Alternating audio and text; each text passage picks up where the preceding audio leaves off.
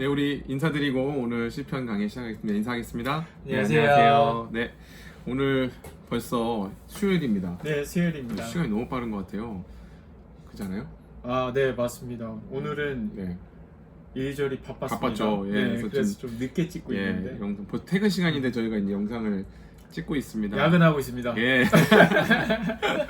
그래도 저희가 또 시편을 함께 묵상을 해야죠. 그래서 선생님 오늘은 시편 87편이잖아요. 네, 네, 맞아요. 87편은 보니까 고라자손의 시 이렇게 되었는데 지난번에도 말씀드린 것처럼 고라자손은 또 좀 전적이 있잖아요. 네, 맞습니다. 과거에 네. 땅이 이렇게 쫙 갈라지면서 삼켰던 범죄하고 또 예. 회개하고 돌아오고 예, 예. 또 하나님을 찬양하는 그러한 그쵸. 삶으로 업을 삼고 예, 제사장 가문은 아니지만 네네. 성전을 섬겼던 이 고라자손, 그렇기 때문에 성전, 예루살렘, 뭐 시온성 여기에 대한 이 막 간절함이 있어요. 그럼요. 애틋함이 누구보다도 있습니다. 정말로 성전을 사랑하고 예. 시온산을 사랑했던 예, 바로 그 이스라엘 민족 중에 맞아요. 한 명이 이 한 민족이 고라자손이었어요. 오늘날로 하면 이제 교회를 사랑하는, 네네. 그렇죠. 교회를 섬기는. 찬양단, 뭐 예배단, 뭐 봉사단, 네, 뭐 그렇죠. 그렇게 말할 수 있겠죠. 예, 좋습니다. 그래서 오늘 이제 고라자손의 시가 이렇게 또 돼 있는데 전반적으로 내용은 뭐 시온에 대한, 그죠? 네네네, 맞아요. 그런 내용이 쭉 구성이 되고 있는데 오늘 이 시편이 뭐 기록된 배경이나 이런 게 있을까요? 아마도 이 오늘 시편은 두 가지 정도로 얘기를 하고 있더라고요. 하나는 히스기야 왕 때 이 네. 고라 자손들이 어. 시온을 향한 성전을 향한 하나님께 찬양 드리는 그런 모습들이 되어 있고요. 왜 히스기야 왕 예, 때냐면 히스기야 왕 때의 어떤 그런 기록서를 보면 4절에 라합이라는 단어가 나오거든요. 라합, 이거 라합. 기생 라합 아닙니까? 예, 그러니까 우리가 그렇게 희생 라합이라고 생각을 할 수가 있지만 이 네. 라합은 히브리어 원어의 스펠과 철자가 다르다고 해요. 그래요? 네, 예. 그래서 이 라합은 애굽 신화에 나오는 바다 괴물이 라합이라는 이름을 가지고 있대요. 그래서 애굽을 뜻하는 별칭으로 사용된대요. 그래서 이집트를 얘기하는 거네요. 네, 라합은. 맞아요. 그래서 이 히스기야 왕 나온 그 시점에 이 단어가 나왔기 때문에 히스기야 왕 때라고도 얘기하고, 또 하나의 배경은 뭐냐면 아마도 정복당해서 나라가 다 빼앗기고 바벨론 유스 때. 예, 유스 때 그때의 어떤 고단한 삶 가운데 예전에 어떤 하나님의 시온에 대한 그런 그리움과 찬양과 이러한 모습들이 담겨져 있는 게 아닐까라는 생각, 두 가지 추측설들이 있더라고요. 둘 다 좀 근거가 네네. 괜찮게 있네요. 괜찮아요. 예. 여러분들 이제 7절이니까 좀 네. 읽어보시면 예. 어떤 게 더 어떤 역사적 배경이 와 닿을까라고 네. 고민해 보시면 될 것 같은데, 저는 개인적으로 두 번째 음. 빼앗겼었을 때 과연 이들이 예전에 하나님의 그 시온산에서 그 성전에서 하나님께 함께 모여서 예배하고 찬양하고 그 드렸던 어떤 그런 기억들을 가지고 시를 쓰지 않았을까라고 저는 개인적으로 그렇게 생각을 해보곤 합니다. 저도 연구를 해보니까 둘 다 일리가 있는데 관점에 따라서 네네. 둘 다 맞는 것 같기도 해요. 그러니까 뭐 사실은 히스기야 왕 때는 시온이 굉장히 영광스러웠던, 그렇죠. 되게 좋았던 때잖아요. 찬란했던 모든 민족들이 시온을, 그러니까 이스라엘을, 유다 백성들 다 부러워했던 때고, 맞아요. 바벨론 유스 때는 굉장히 이제 서글픈 시절이고, 네네, 맞아요. 그러니까 교회의 쇠락과, 네네. 그러니까 흥망성쇠가 다 들어있는 어떤 그런 부분 같아 갖고, 그렇죠. 이거 오늘 이렇게 좀 얘기하다 보면 적용할 부분도 많이 있을 것 같습니다. 네네네. 그런 부분들을 좀 염두에 두고서 네네. 한번 1절부터 이렇게 쭉 나가 볼 텐데, 오늘 7절까지인데 구조는 뭐 한 두 군데잖아요, 그렇죠? 네, 맞습니다. 마지막 7절은 그냥 예. 합창하는 합창. 부분이라고 여러분들이 생각해 주시면 되고, 예. 1절에서 3절은 예. 하나님이 사랑하는 시온의 네, 대한, 모습에 대해서 찬양을 하고 있어요. 네. 이 시온이 하나님께서 너무나 사랑하시는 곳이고, 예. 그 어떤 것들보다도 네. 이게 화려하지 않을지 모르겠지만 하나님의 계심으로 인해서, 하나님께서 축복해 주심으로 인해서 더 가치 있고 더 아름다운 곳이다.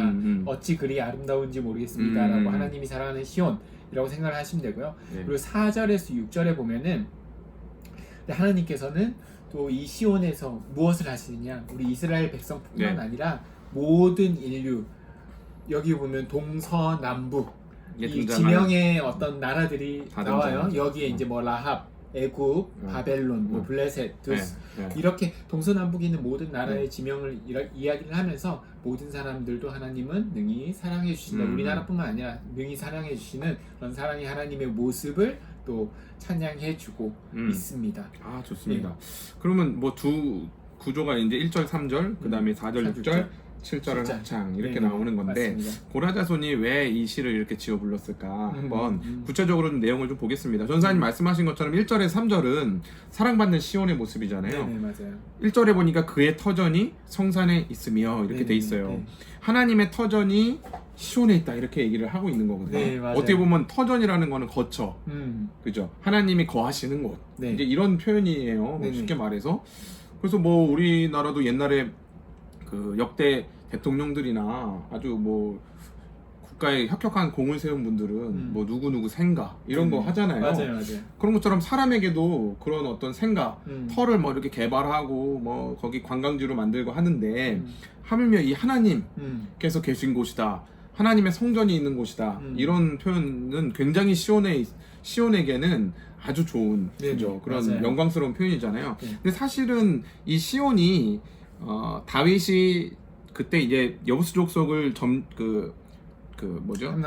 정복해고선 그 거기다가 다윗성을 세우잖아요. 네, 맞습니다. 그때 사실은 굉장히 보잘것없는 그냥 동산 위에 있는 하나의 성이었기 때문에 시온성이 뭐 엄청나게 아름답거나 뭐 굉장히 뭐 군사적 요충지거나 아니면 뭐 그 당시에 뭐 교통이 좋아갖고 물물교환이 되거나 이런 지역이 아니었다고 해요.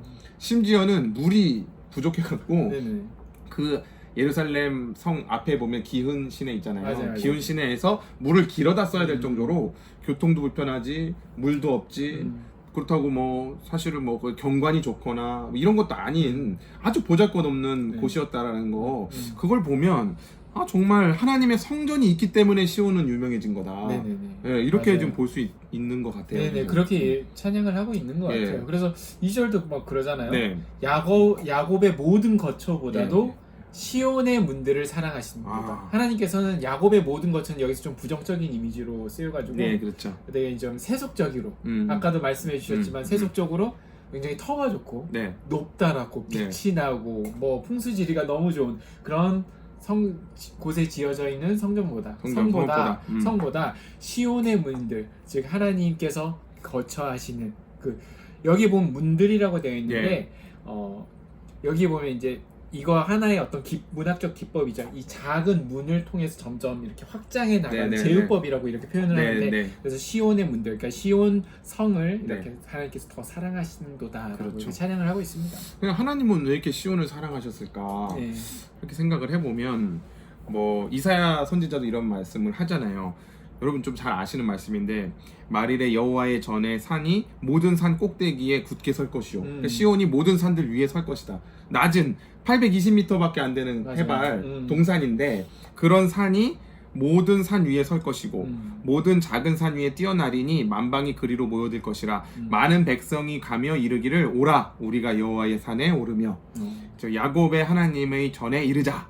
그래서 오라 우리가 여호와의 그 찬양이잖아요. 그래서 그가 그 얘기를 우리에게 가르치실 것이라 우리가 그 길로 행하리라 하리니 이는 율법이 시온에서부터 나올 것이요 여호와의 말씀이 예루살렘에서부터 나올 것임이니라. 이렇게 하는 거 보니까 하나님은 자기의 뜻을 펼치고 구원의 역사를 이루어가고 하나님의 어떤 그 말씀 율법을 펼쳐가는 그런 어떤 시발점으로서 시온을 세웠다는 거예요. 그렇기 때문에 율법과 말씀이 시온과 예루살렘에서부터 나온다는 거 그게 지금 하나님께서 시온을 사랑하는 이유였다는 거죠. 맞아요. 참 대단한 것 같아요. 이게 반대로 얘기하면 이스라엘 백성들이 시온에 거하면서도 하나님의 율법과 하나님의 말씀에 위배되거나 그걸 별로 사랑하지 않아.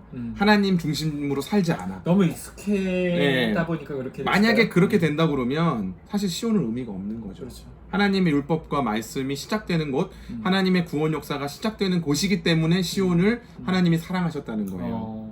이제 그게 좀 굉장히 중요한 부분인 게 아까 전사님 얘기하신 것처럼 포로기로 만약에 끌려갔다고 한다면 이 사람들의 이 고백은 회개의 고백이죠. 우리는 그거를 이제야 깨닫습니다. 이 먼 타국 땅에 와서 고생이며 노예 생활하고 있는 중에 그새서야 시온은 바로 하나님의 율법과 말씀이 나오는 시온의 중요성을 이제야 깨닫는 거예요. 하나님 그래서 사랑하셨는데 여기서 이제 이런 부분이 있어요. 시오니즘 그러니까 시오니즘. 예, 시오니즘이 좋은 의미로 말하면 방금 얘기한 이 시온의 중심 중요성을 굉장히 중요성. 소중하게 네. 여기는 거죠. 그게 또 근데 반대로 얘기하면 율법과 말씀이 나오는 곳이어서 시온을 사랑하는 게 아니라 이 시온산이 상징하는 게 하나님이 택하셨다. 우리는 하나님 선민사상. 우리만이 하나님이 택한 족속이야. 축복받은 사람이야. 그렇기 때문에 너네 이방 나라들은 그리고 너네 열방은 다 우리 앞에 꿇어야 돼. 약간 이런 사상이 배타적으로 있었어요. 맞아요. 네. 또 이스라엘 민족들이 또 그 침략 당하고 나라까지 뺏긴 주제에 네.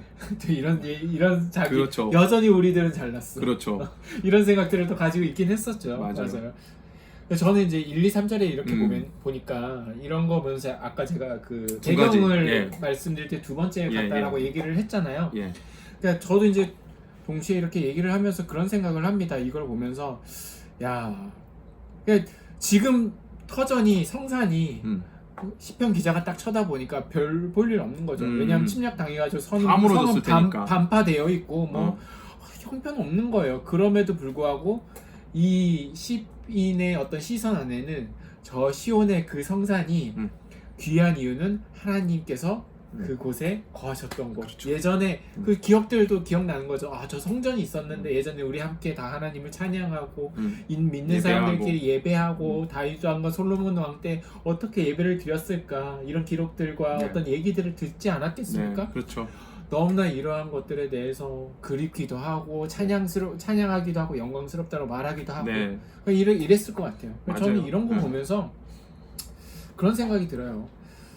오늘날 살아가는 우리들에게 이 시온의 어떤 성산, 이 시편 기자와 같이 하나님의 터전은 과연 어디 있을까라고 했을 때 흔히 우리는 어떤 눈에 보이는 건물이라고 하면 교회라고 교회죠. 얘기를 하지 않을까요? 네. 그래서 과연 우리들은 오늘날의 교회를 보고 어떤 생각들을 하고 어떤 마음을 가지고 얘기하고 있을까라는 생각을 합니다. 어떻게 보면은 오늘날의 교회는 많은 목회자들이 뭐 도덕적으로 안 좋은 그런 모습으로 기사거리도 많이 되지 그렇죠. 않습니까? 그리고 기독교인들도 욕 많이 먹잖아요. 그렇죠. 네, 이거 우리들이 반성해야 될 부분이지만 그냥 뭐 교회 다닌다라고 얘기하기도 굉장히 힘들다고 그렇죠. 그런 말도 들었습니다. 이런 모습을 보면서 나는 과연 이 교회를 보면서 어떤 마음을 가지고 있었을까? 이 시편 기자처럼 하나님 너무 이 시온만 생각해도 눈물 흘리면서 고백스럽고 찬양하고 싶은 이런 존재일까? 아니면 나는 교회나 시온이나 하나님께서 우리 함께 드렸던 그 예배의 모습들을 보면서 창피하고 부끄럽고 과연 어떤 생각을 가지고 살아가는가 우리들은 그런 생각을 한번 해보게 되죠. 맞아요. 그러니까 어떻게 보면 우리가 전사님이나 저 세대가 지금 이제 둘 다 40대 초반이니까 하나님께서 교회를 통해 참 영광스러운 모습을 보여주시고 우리도 그 영광에 같이 기뻐하고 즐거워했던. 그러니까 교회가 굉장히 큰 부흥과 영광을 누리던 시대에도 있었고 지금처럼 어떻게 보면 이제 교회는 끝물인가? 이제 하나님의 영광은 이제 부흥은 없나? 요즘에 그런 말들 나오더라고요. 막 그런 시대를 지금 아무도 이제 교회에 관심 가지지 않는 시대가 됐잖아요. 근데 그러다 보니까 이제 이게 지금 이 본문이 이게 지금 고라자손의 노래가 아니야. 우리 노래야, 우리 노래. 네, 맞아요. 그러면서 이렇게 생각하는 거예요. 그래, 과거에 교회가 영광스러웠을 때 우리는 혹시 이렇게 배타적인 민족주의, 시오니즘을 얘네들이 갖고 있고 한 방 맞았잖아요. 결국에는 이스라엘은 하나님 율법과 말씀대로 안 살고 교만해져 갖고 이방 나라들을 우습게 여겼어요. 맞아요. 그죠? 그냥 하나님께서 이스라엘을 제사장 나라 삼으셔서 모든 열방을 사실은 구원하고 섬기게 하시려는 뜻이 있으셨단 말이에요. 그럼요.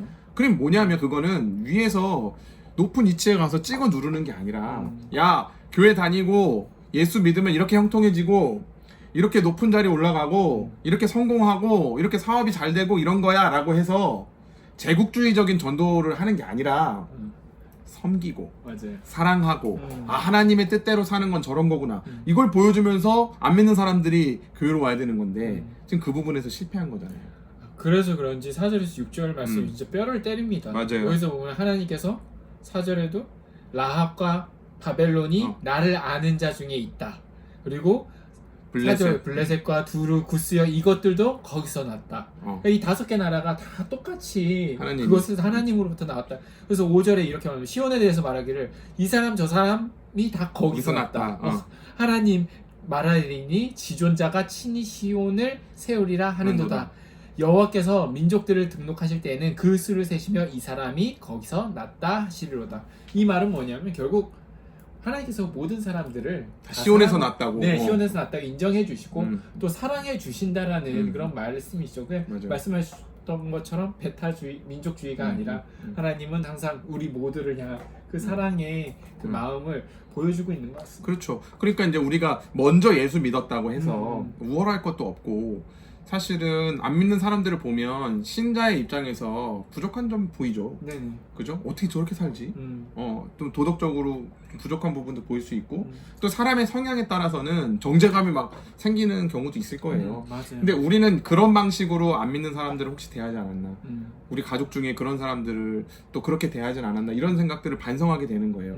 우리가 오늘날 맞이하고 있는 이 교회가 지금 한국 교회가 맞이하고 있는 이 위기는 어쩌면 우리가 하나님의 영광, 하나님의 시온에서 우리가 속해 있다고 생각할 때 하나님께서 이 이방 나라들을 향하신 사랑과 어떤 그 뜻이 있음을 헤아리고 그래서 그 역할을 잘 감당하는 것에서 우리는 계속해서 교회가 유지됐었어야 되는데 그러지 못했던 그렇죠. 우리의 어떤 실수, 과오 이런 것들을 지금은 두드려 맞고 있는 시기 같다는 생각이 들어서 이 시편이 시온을 찬양하는 시편이면서도 굉장히 읽으면서 그런 적용점들이 가슴에 막 이렇게 멍울처럼 남는 것 같아요. 하물며 하나님께서 이렇게 이 뭐 구스 여기 보면 두로, 시돈, 구스 이런 나라들은 시돈은 없구나. 블레셋, 두로, 구스 이런 나라들은 유대 민족하고 맨날 싸우거나 약탈하거나 아니면 우상 숭배가 극심했던 사람들이에요. 근데 이런 사람들에게 너네들이 천국 백성이야 라고 해준다는 거예요 지금. 그러니까 파격적인 내용이잖아요. 그렇죠.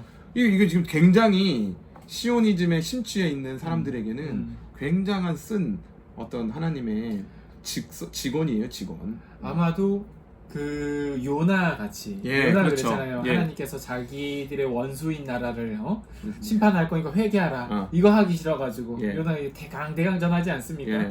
요나의 같은 마음들이 우리들한테도 있지 않나. 있었죠. 그럼요.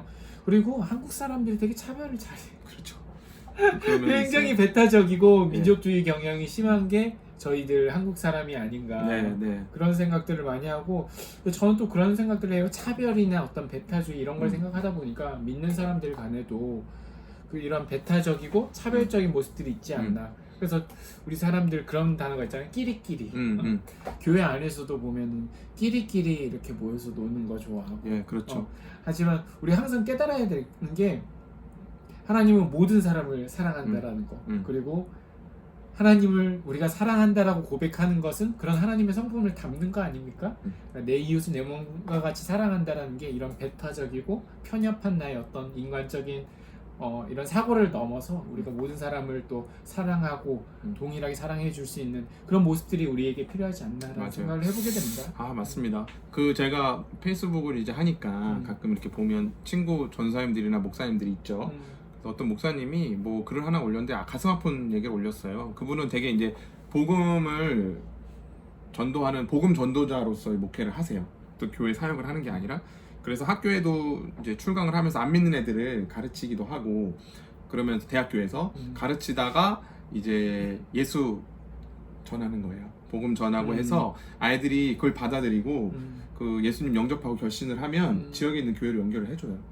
그래서 이제 가슴 아픈 이야기를 올렸는데 정말 어렵게 온라인으로 양육을 해서 이 코로나 시대에 예수 믿은 거야. 너무 할렐루야잖아요. 대단하죠.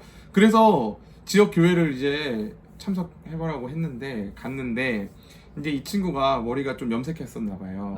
그랬더니 갔더니 교회에서 머리 염색하고 와라. 검은색으로? 다시? 검은색으로 머리 염색하고 와라 교회 다니려면. 그 다음에 너 헌금 왜 안 하냐 이런 얘기 했다는 거예요. 그 어린 청년한테. 그래서 그런 거 보면서 되게 안타까운 거예요. 이게 어떻게 보면 중요한 부분이에요. 뭐 사람들이 보기에 또 자기의 어떤 이미지 관리하는 건 중요한 부분인데 거기까지 가기 전에 헌금 얘기까지 가기 전에 좀 이 아이를 좀 환영해 줄 수 없었나. 그렇지. 좀 환영해주고, 야, 너 예수 안 믿는 애가 이제 오늘날 예수 믿는 이런 역사가 나타나는구나 하고 그 아이를 무한대로 품어주고 사랑했어도 되지 않았을까라는 생각이 들어서 그 부분 되게 안타깝더라고요. 그래서 오늘날 교회는 어떻게 보면 그런 부분들에 있어서 너무 많이 그 고지식하고 너무 이렇게 배타적인 것 같아요. 그래서 그런 부분들에 우리가 좀 열린 마음을 가지고 교회 밖에 있는 많은 사람들을 하나님이 사랑하고 계시고 교회가 그 사람들을 품어내기 원하신다는 사실을 교회가 좀 각성하고 준비해야 되지 않나 이런 생각들을 갖습니다. 그래서 저는 염색하러 가도록 하겠습니다. 머리가 까만색이야. 염색을 저는 새치. 어느 교회든 제가 이제 그 환영을 받습니다. 그렇습니다. 아유, 저 어렸을 때 생각이 나네요. 저 20살 때 머리를 그 전사님 펄핑크. 나 알아. 펄핑크라는 색깔이 있어요. 네. 그 색깔로 하고 귀를 뚫고 반짝반짝이는 핑크. 예, 교회를 갔다가 담임 목사님한테 한 방 맞으면 그랬던 시간들이 예, 있죠. 그랬지만 어쨌든 저를 이렇게 품어주셨고 그걸 용납해 주셨어요. 그래서 그런 어떤 넉넉한 모습들이 교회 안에 있어야 되지 않는가. 그럴 때 하나님의 말씀이 시온에서 나고 네. 율법이 그래서 우리가 하나님 중심으로 살아가는 삶이 어떤 삶인지 이렇게 만방에 이렇게 전파되는 게 아닌가 그런 생각들을 저는 그렇게 우리가 그런 마음을 가지고 있을 때 이런 찬양을 할 수 있을 것 같아요. 예. 하나님의 사랑이 모든 사람들에게 똑같이 이렇게 임하고 하니 얼마나 감사한지 모르겠습니다. 네. 하나님의 구원과 역사함에 대해서 우리 모든 사람들이 이런 찬양을 할 수 있지 않을까라는 생각을 해보게 됩니다. 맞아요. 그때 이제 7절의 고백이 나오는 거죠. 그렇죠. 노래하는 자와 뛰어노는 자들. 이게 자들이 구원에 대한 기쁨이죠. 맞아요. 이방 나라 가운데서도 나는 구원받았다. 그런 사람들이 나의 모든 근원이 내게 있다 하리로다. 그러니까 시온에 있다. 예, 나의 맞습니다. 모든 근원은 하나님께 있습니다. 이렇게 말할 수 네. 있게 된다는 거예요. 예배에 대한 어떤 감격, 하나님의 사랑과 구원에 대한 감격을 예. 찬양하는 것 같습니다. 좋습니다. 오늘 이 고라자손의 노래를 통해서 우리가 또 많은 교훈들을 얻게 되는 것 같고 우리가 또 가정 안에서나 주변에 예수님 안 믿는 사람들을 대하는 태도 조금 더 점검해보고 좀 넉넉하게 욕하면 교회 욕하면 좀 그것 좀 받아내고 네. 그죠? 또 넉넉하고 너른 품으로 좀 안아줄 수 있는 그러한 우리 행신 가족들이 다 되셨으면 좋겠다 이런 마음들을 갖게 됩니다. 무더운데 오늘 저녁도 시편 강해와 함께 하시고 기도하고 평안하게 주무실 수 있기를 저희도 기도하겠습니다. 네, 저희는 또 금요일날 영상으로 찾아뵙도록 하겠습니다. 이게 마칠까요? 네, 인사하겠습니다. 안녕히 계세요. 감사합니다. 네.